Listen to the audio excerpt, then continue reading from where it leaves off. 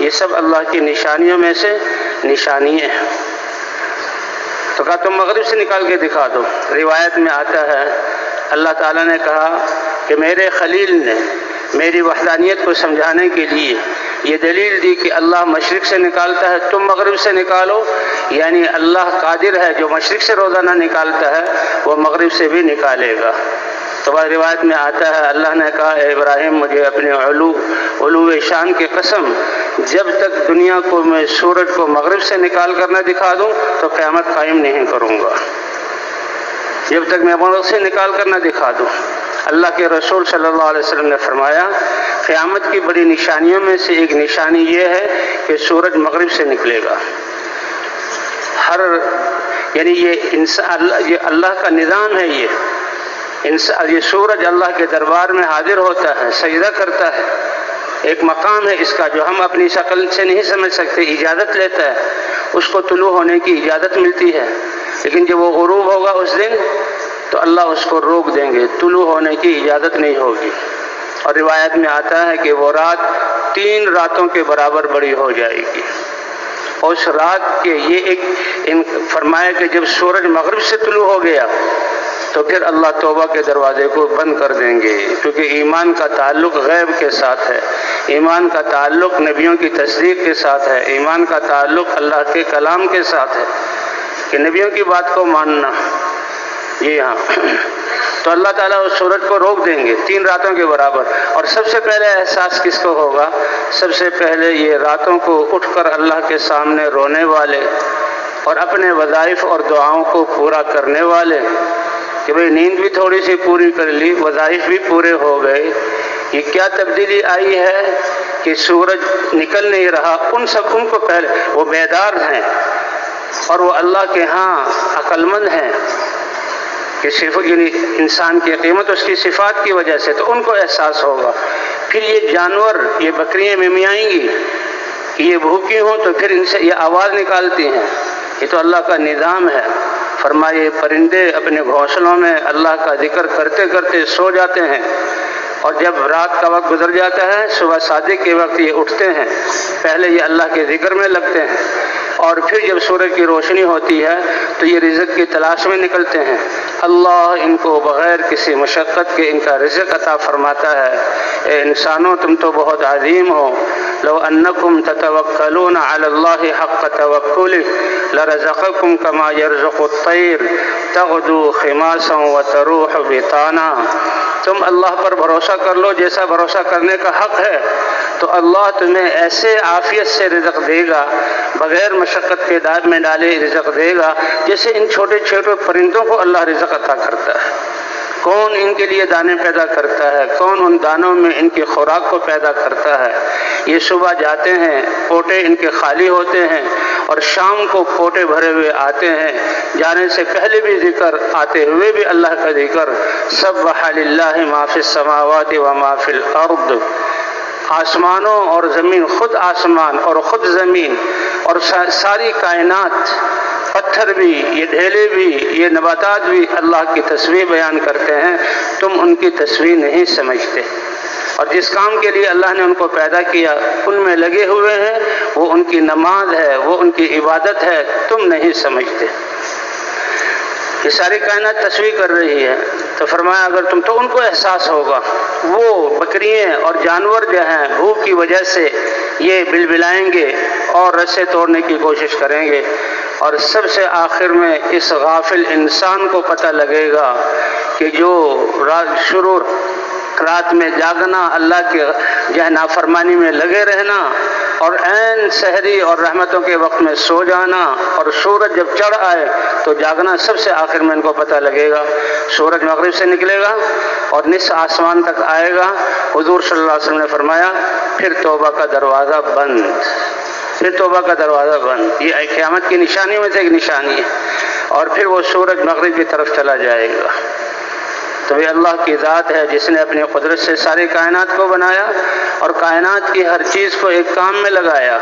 اور کائنات کی کوئی چیز اللہ کی نافرمانی کر نہیں سکتی، سب اللہ کی طاعت میں لگی ہوئی ہے۔ ائتیا طوعا او کرہا قالتا اتینا طائعین۔ اللہ فرماتے ہیں کائنات کو پیدا کر کے ذکر آسمان اور زمین کا کیا کہ انسان کے لیے سب سے بڑی چیز یہ ہے، اور مراد کائنات کی ہر چیز ہے، ہر مخلوق ہے۔ پوچھا تم خوشی خوشی حکم مانو گے یا زبردستی طاقت سے منواؤں؟ تو ان میں اتنا شعور ہے، اے رب العالمین آپ کی وہ ہستی جس نے پیدا کیا، جو ہمیں باقی رکھے ہوئے ہے اور جو ہماری نشو نما کرتا ہے، ہماری مجال نہیں کہ آپ کی ذرہ برابر نافرمانی کر سکے۔ یہ انسان جرأت کرتا ہے باوجود عقل کے ہونے کے اور اتنی نشانیوں کے ہونے کے، یہ انسان جو ہے اس بات کی جرأت کرتا ہے کہ یہ غفلت میں پڑتا ہے۔ حضرت موسیٰ علیہ السلام، اللہ تعالیٰ نے بنی اسرائیل کو جب وہ مصر کی ساری نعمتیں عطا کی تھی یوسف علیہ السلام کی دعوت کی وجہ سے، ان کی حسن تدبیر کی وجہ سے، لیکن جب اگلی نسلیں وہ اللہ سے نافرمان ہوئیں تو پھر اللہ نے نعمتیں چھین لی۔ اس لیے اللہ کے رسول صلی اللہ علیہ وسلم نے ہمیں دعائیں سکھائی ہیں، اللہم انی اعوذ بک من زوال نعمتک۔ اے اللہ آپ تو منعم ہیں،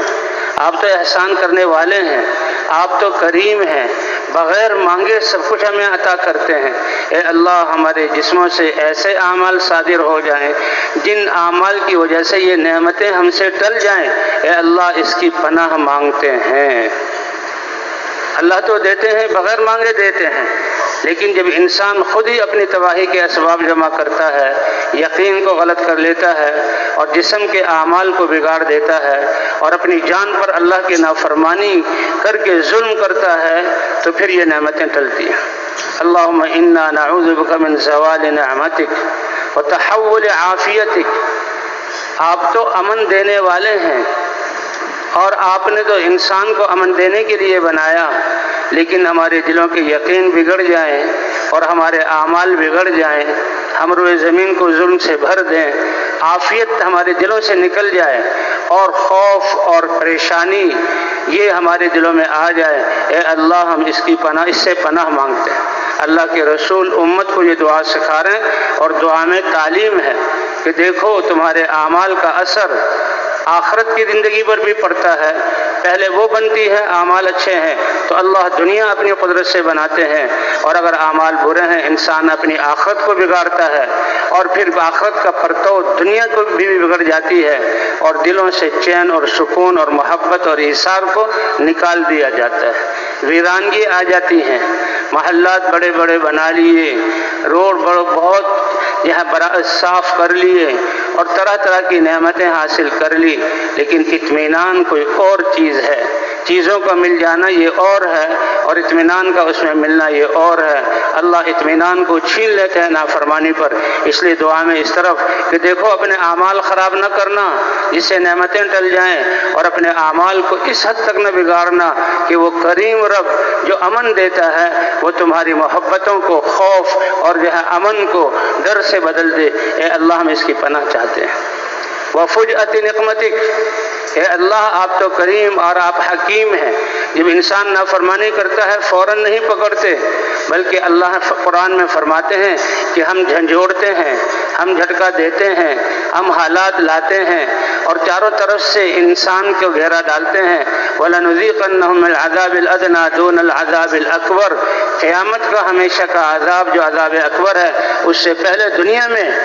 ہم حالات کو لاتے ہیں، اور حالات لا کر اس لیے تاکہ لعلہم یرجعون، یہ اللہ کی طرف رجوع کر لے، اللہ کی طرف رجوع کر لے کہ اے اللہ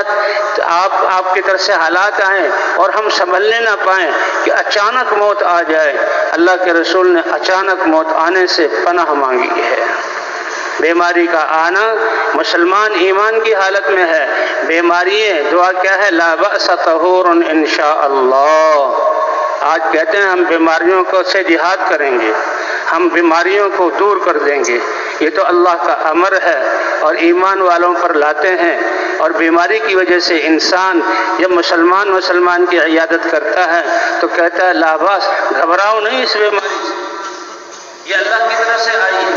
کسی قسم کی بیماری طہور، یہ تمہارے گناہوں سے تم کو پاک کر دے گی، تمہارے اللہ کے پاس پہنچے اعمال کے ذریعے ان مرتبوں کو حاصل نہیں کر رہا جو میں اس کے لیے چاہتا ہوں، تو پھر اللہ حالات دیتے ہیں کہ صبر کے ذریعے اللہ وہاں تک پہنچا دیتے ہیں، اور ان بیماریوں کے ذریعے اللہ گناہوں سے پاک کر دیتے ہیں، اور اگر گناہ کم ہے یا نہیں ہے تو پھر اللہ درجات بلند فرماتے ہیں۔ لا بأس طہور ان شاء اللہ۔ تو یہ بیماری کا آنا مسلمان اللہ کی طرف متوجہ ہوتا ہے، توبہ کرتا ہے، اے اللہ معاف کر دے، یہ اللہ کو کتنا پسند ہے۔ اس بیماری سے، ایک دن کی بیماری سے کتنے یہ سالوں کے گناہ دھلتے ہیں، اور یہ بیماری اللہ کی ایک ایسی رحمت ہے کہ مسلمانوں کا کیا معاشرہ، فرمایا کہ ایک مسلمان دوسرے مسلمان کی عیادت کرنے کے لیے جاتا ہے، کیا مطلب؟ اس کی حوصلہ افزائی، کوئی بات نہیں، گھبرانے کی بات نہیں، یہ اللہ کا امر ہے، یہ اللہ کی تقدیر ہے، ہم تمہارے لیے شفا کی دعا کرتے ہیں۔ اور دعائیں حضور صلی اللہ علیہ وسلم نے بتلائی، اللہم اشفی انت الشافی لا شفاء الا شفاءک شفاء لا یغادر سقما، اللہم رب الناس اذہب الباس، اللہم اے اللہ تو اس بیمار کو شفا عطا فرما دے، ایسی شفا جو کسی قسم کی بیماری نہ چھوڑے۔ تو بیمار، اب کہتے ہیں ایک مسلمان کی عیادت کرنا، جس نے آ کر کوئی بات نہیں، یہ اللہ تمہیں پاک کر رہے ہیں گناہوں سے، اور اللہ تمہیں شفا عطا فرما دے۔ حدیث میں یہ آتا ہے، کوئی مسلمان دوسرے مسلمان کی صبح کو اگر عیادت کرتا ہے اور یہ چند کلمات کہہ دیتا ہے، اس کی حوصلہ افزائی کرتا ہے کہ گھبراؤ نہیں، یہ اللہ کا امر ہے، اور اسی لیے اللہ کا امر ہے تو انسان صبر کرے گا، اور صبر اتنی بڑی دولت ہے کہ اللہ صبر کرنے والوں کے ساتھ ہیں۔ یہ دنیا والے بے صبری کا مظاہرہ کرتے ہیں اور صبر کی قوت کو ضائع کرتے ہیں۔ جی ہاں، صبر ایسی قوت کہ اللہ ساتھ ہو جاتے ہیں۔ تو جو مسلمان کی عیادت کرتا ہے، جو صبح یہ عیادت کرے گا تو 70,000 فرشتے اللہ لگا دیتے ہیں جو شام تک اس عیادت کرنے والے کے لیے استغفار کرتے ہیں۔ تو اس بیمار کی وجہ سے یہ اگر ہزاروں آدمی بھی صبح سے لے کر شام تک آئیں تو ہر ایک کے لیے 70,000 فرشتے، تو اس بیمار کا درجہ اللہ کے ہاں کتنا بلند ہوگا، جس کی جو ہے بیمار پرسی کی عیادت کرنے پر اللہ جو ہے دوسرے مسلمانوں کے لیے استغفار کو فرشتوں کو حکم دے رہے ہیں، اور جو شام کو جو ہے اس کے لیے اس کی عیادت کرتا ہے تو صبح تک 70,000 فرشتے اس کے لیے دعائیں مغفرت کرتے ہیں۔ تو بہرحال بھائی، اللہ تعالیٰ نے ان کائنات کو پیدا کیا، اور اس میں سب سے عظیم جو ہے اللہ نے انسان کو بنایا، سب سے عظیم انسان کو بنایا، اور انسان کو تھوڑے سے عرصے کے لیے اس دنیا میں بھیجا ہے۔ اللہ کے رسول صلی اللہ علیہ وسلم فرما رہے ہیں، کن فی الدنیا کأنک غریب او عابر سبیل، دنیا میں ایسے رہو جیسے ایک مسافر رہتا ہے یا راہ گزر رہتا ہے، کہ یہ تو سفر ہے میرا، یہاں تو میں کسی مقصد کے لیے آیا ہوں، اور اللہ نے ہمارا مقصد کیا بنایا کہ اللہ کی عبادت کر کے اللہ کی رضا کو حاصل کرنا، اللہ کی رضا کو حاصل کرنا۔ تو بنی اسرائیل جب ان سے ناشکری ہوئی، اللہ نے فرعون کو مسلط کیا، اور پھر ان کو ان نافرمانی سے نکالنے کے لیے اللہ نے موسیٰ علیہ السلام کو رسول بنا کر بھیجا اور دعوت والا امر دے کر بھیجا۔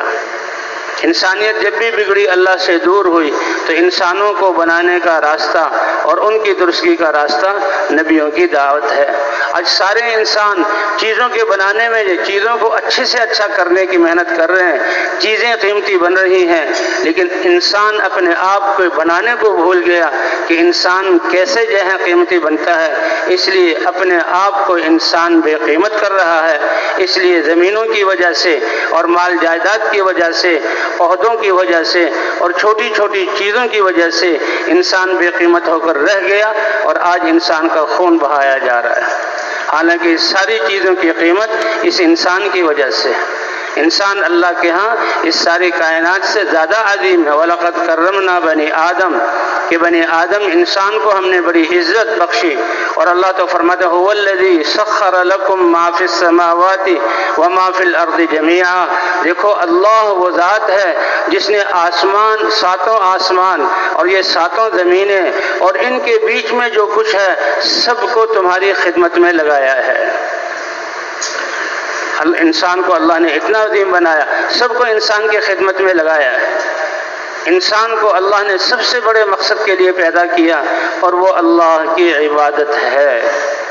کہ انسان کیسے سدھر جائے۔ تو لوگ چیزوں کے بنانے کی محنت کر رہے ہیں، اور چیزوں کے کپڑے میں کتنی ترقی کر لی، کھانوں کی کتنی اقسام نکال لی، کپڑے گھر جو ہیں کتنے جو ہے آرام دہ بنا دیے، سواریاں کتنی تیز رفتار اور آرام دہ بنا لی ہیں، اور جس چیز کو چیزوں کے پر محنت کر رہے ہیں، حالانکہ چیزوں کی قیمت تو اس انسان کی وجہ سے ہے، لیکن انسانوں پر محنت یہ حضرات انبیاء کرام کرتے ہیں، اور انسانوں کا بننا ان کے جسموں کے بننے کی وجہ سے نہیں، اور ان کے آس پاس مادی شکلوں کے جمع ہو جانے کی وجہ سے نہیں، بلکہ انسانوں کا بننا دل کے یقین کے بننے کی وجہ سے ہے، اور جسم سے نکلنے والے اعمال کے درست ہونے کی وجہ سے ہے۔ کہ ایمان والے کا ایک بول سبحان اللہ تملأ المیزان، وہ ترازو قیامت میں جس کے بارے میں آتے ہیں ساتوں زمین اور آسمان کو ایک پلڑے میں رکھ دیا جائے، اتنا وسیع ترازو جس میں ساتوں زمین اور آسمان سما سکتے ہیں، فرمایا مسلمان کا سبحان اللہ کہنا ایمان کے ساتھ، اللہ پر یقین کے ساتھ، تو اس ترازو کے پلڑے کو اجر سے بھر دیتا ہے۔ اور سبحان اللہ اور الحمدللہ تملأان ما بین السماء والارض، مسلمان کی زبان کا سبحان اللہ الحمدللہ زمین سے کے اوپر سے لے کر آسمان دنیا کی نچلی سطح تک، مشرق مغرب شمال جنوب، سب کو اجر اور ثواب سے بھر دیتا ہے۔ اب میرے بیان کرنے کی وجہ سے آپ نے سبحان اللہ کہا، ہر ایک کو اتنا ثواب ملا، اور ان سب کے برابر اللہ نے مجھے ثواب عطا فرما دیا۔ فرمایا ان چیزوں کے تذکرے کیا کرو، اللہ کی دین پر خوش ہوا کرو، لا اجر لمن لا حسبۃ لہ، نماز پڑھو، میرے راستے میں نکلو، تکلیفیں سہو، میرا ذکر کرو، ایمان کی کیفیت کے ساتھ سبحان اللہ کہو، اور مجھ سے ثواب کی امید نہ رکھو، اور غفلت کے ساتھ کہو، تو کیسا اجر، کیا اپنے رب کو غافل سمجھ لیا؟ وہ تو بڑا قدردان ہے، بڑا دینے والا ہے۔ تو بہرحال موسیٰ علیہ جب بنی اسرائیل بگڑے تو جیسے عرض کیا جا رہا ہے کہ انسان چیزوں کو بنا رہا ہے اور اپنی حیثیت کو گرا رہا ہے، اسی لیے چیزوں کے لیے آج انسانوں کے خون کو بہایا جا رہا ہے۔ لیکن جب انسان اپنی قیمت بناتا ہے تو اللہ چیزوں کو ارزاں کر دیتے ہیں، اور اللہ چیزوں کو تابع کر دیتے ہیں۔ تو کہتے ہیں ایک انسان کا قتل یہ اور ایک مسلمان کی آبرو ریزی اللہ کے ہاں بیت اللہ کو گرا دینے سے زیادہ اللہ کے ہاں یہ غصے والی چیز ہے۔ انسان اتنا قیمتی اور عظیم ہے۔ تو بہرحال اللہ تعالیٰ جب موسیٰ علیہ السلام تو انسانوں کو بنانے کے لیے اللہ نے نبیوں کا سلسلہ جاری فرمایا ہے، نبیوں جیسی ہستی ہیں، جیسے اس کائنات کے مادی نظام کے لیے یہ سورج، یہ ستارے، یہ چاند، یہ ہوائیں، یہ بادل اور پانی، یہ جو ہے زمین کے یہ درخت اور صحرا، یہ ہیں، اور ان کی نقل و حرکت ہے۔ یہ ایک مادی